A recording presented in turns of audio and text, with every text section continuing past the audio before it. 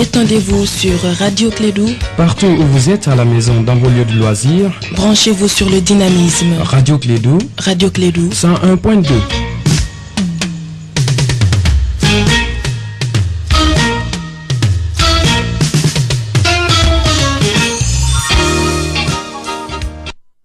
La Sotelma Malitel vous donne l'heure. Il est 7h. Le sport, les infos, la musique, l'actualité, de tout amusé et servi à chaud pour vous sur Radio Clédou.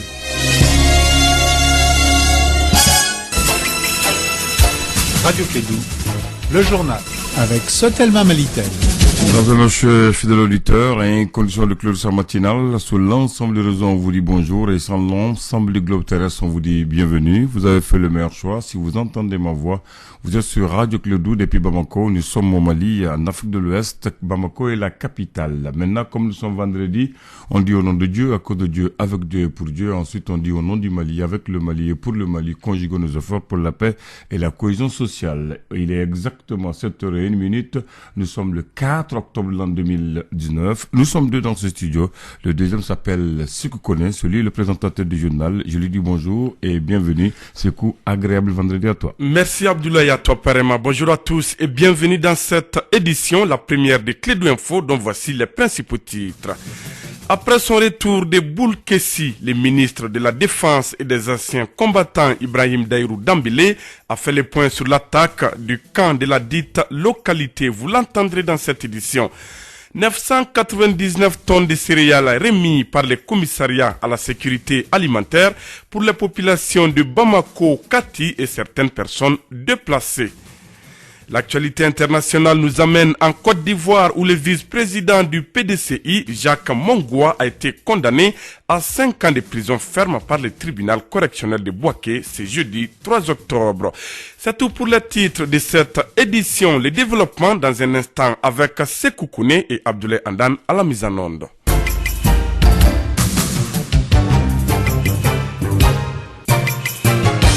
Mesdames et messieurs, une fois de plus, bonjour et merci d'avoir choisi les réseaux Clédou.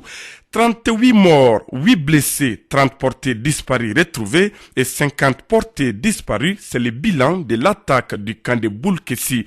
C'est qu'a annoncé le ministre de la Défense et des anciens combattants Ibrahim Daïrou Dambélé de retour de Boulkessi.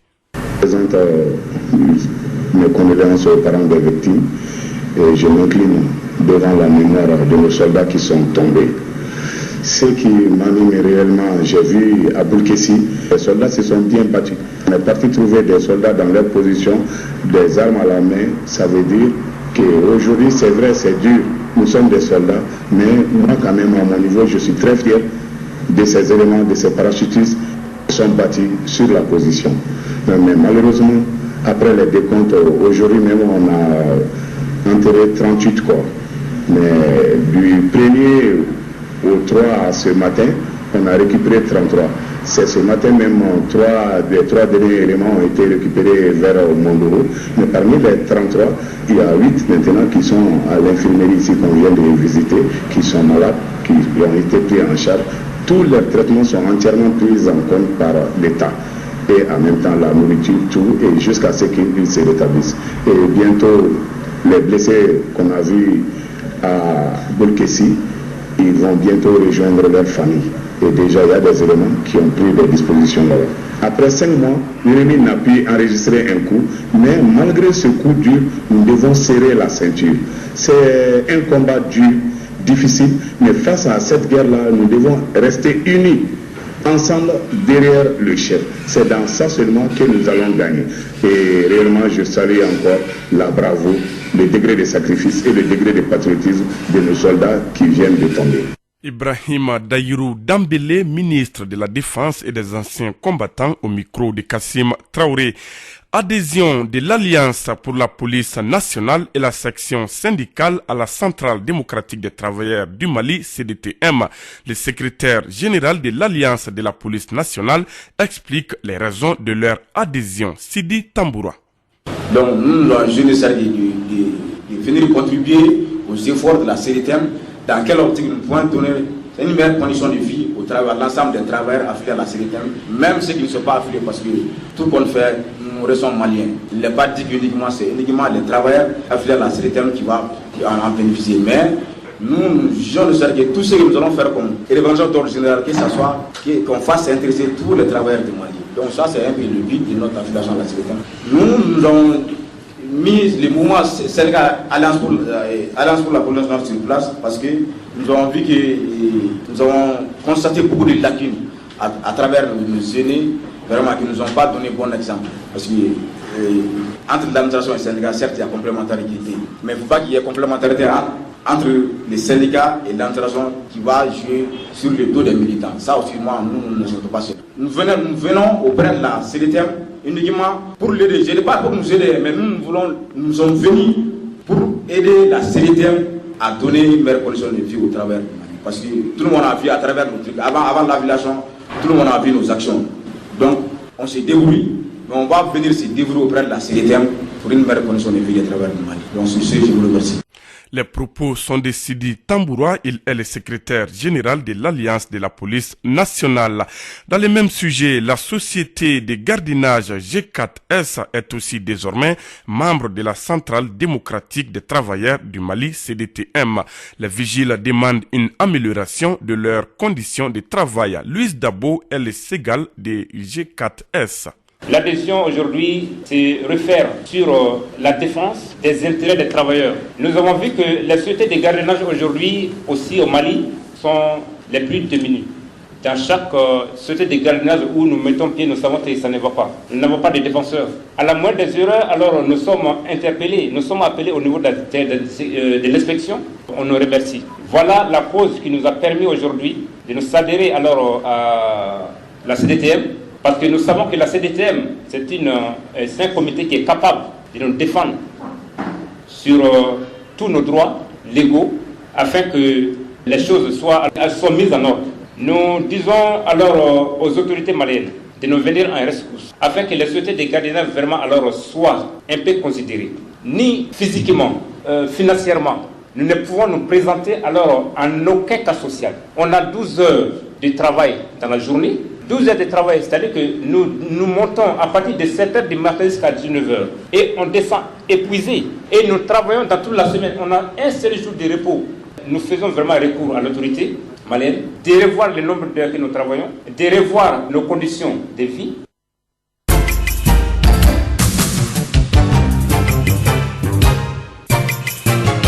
Clédou Info, première édition, 7h passée de 7 minutes à Badougou, Djoliba. Je l'ai annoncé dans les titres, 999 tonnes de céréales destinées aux populations vulnérables du district de Bamako et de Kati. Le commissariat à la sécurité alimentaire a procédé au lancement officiel des opérations de distribution alimentaire gratuite.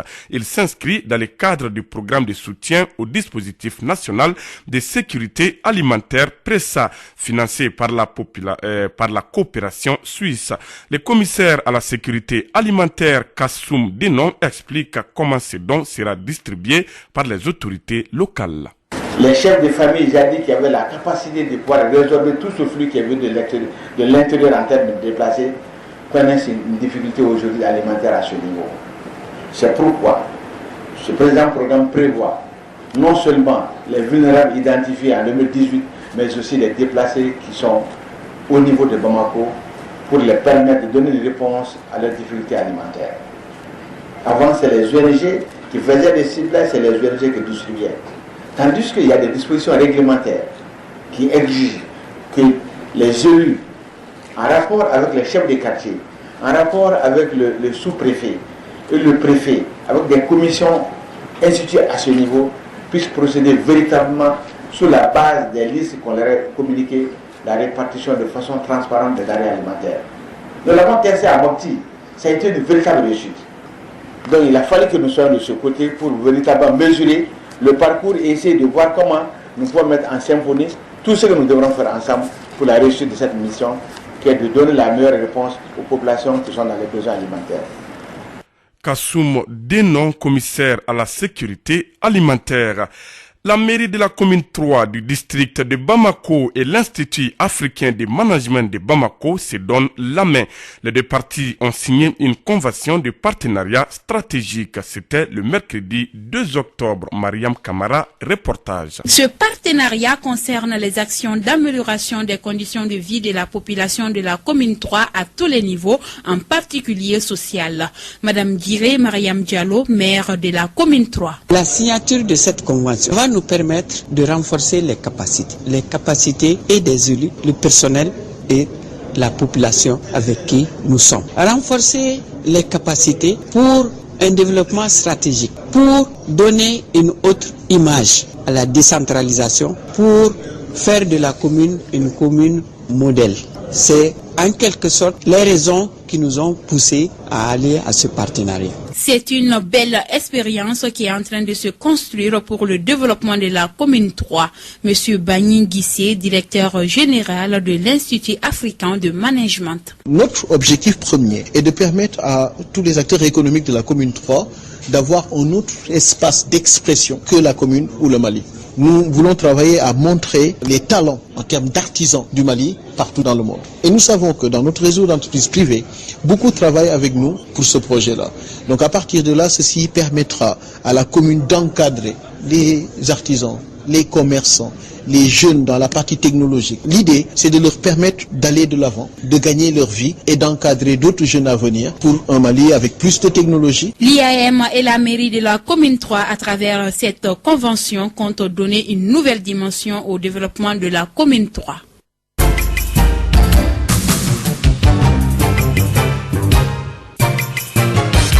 Cette heure passée de 11 minutes à Ouagadougou, place à présent à l'actualité internationale. Plusieurs groupes terroristes seraient à la manœuvre dans les récentes attaques au Mali et au Burkina Faso, ce qui pose aujourd'hui la question de leur collaboration. Les terroristes ont aussi leur G5 Sahel, Ansardine, Front du Massina, Al-Mourabitoun, Akmi, Ansarul Islam, État islamique dans le Grand Sahara. Ça fait un G5, ironise le chef d'un groupe d'anciens rebelles du nord-est du Mali. Pour ces combattants, depuis la déroute de l'État islamique dans le Grand Sahara, dans l'est du Mali et de la Katiba Massina, affilié au groupe de soutien à l'islam et aux musulmans Jessim au centre. Les djihadistes se sont retranchés au Burkina Faso pour se recomposer. Des connexions ont même été établies entre eux. Je le disais dans le titre, en Côte d'Ivoire, Jacques Mongoua a été condamné à 5 ans de prison ferme par le tribunal correctionnel de Bouaké ce jeudi 3 octobre. Les vice-présidents du PDCI étaient poursuivis pour détention illégale de munitions. Dès la matinée du jeudi, la tension s'installe à Bouaké. Une centaine de manifestants s'est rassemblée devant les palais de justice de la capitale régionale de Béké, pendant que d'autres mécontents dressent des barricades sur l'axe routier menant à Abidjan. D'après l'AFP, des affrontements avec les forces de l'ordre ont provoqué un mort et un blessé grave. Le préfet de Bouaké, Maxime Mobio, confirme les décès, mais on ignore encore les circonstances. En Tunisie, le second tour de la présidentielle tunisienne aura bien lieu le dimanche 13 octobre. Une information confirmée mercredi par l'instance électorale tunisienne. Ce scrutin se déroule dans un contexte fébrile avec l'incarcération d'un des deux candidats, l'homme d'affaires controversé Nabil Karoui. Le président sud-africain Cyril Ramaphosa reçoit pour 3 jours son homologue nigérien Muhammadu Buhari. Une visite d'État principalement consacrée aux échanges commerciaux entre les deux poids lourds du continent, même si les violences xénophobes du mois dernier en Afrique du Sud ont été au cœur des échanges ce jeudi matin.